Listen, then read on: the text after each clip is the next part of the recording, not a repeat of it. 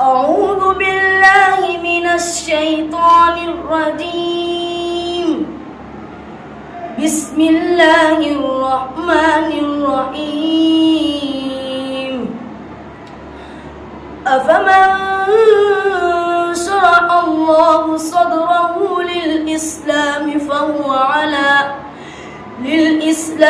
فهو على نور من ربه فويل للقاسية قلوبهم من ذكر الله أولئك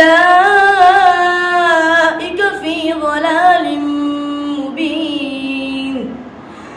الله نزل أحسن الحديث كتابا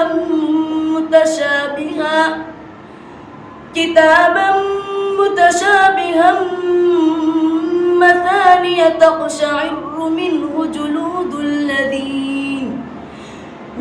جلود الذين يخشون ربهم ثم تلين جلودهم وقلوبهم إلى ذكر الله ذلك هدى الله يهدي به من يشاء ومن يضلل الله فما له من هاد.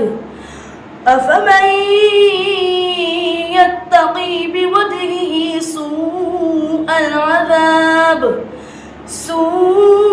العذاب يوم القيامة وقيل للظالمين ذوقوا ما كنتم تكسبون.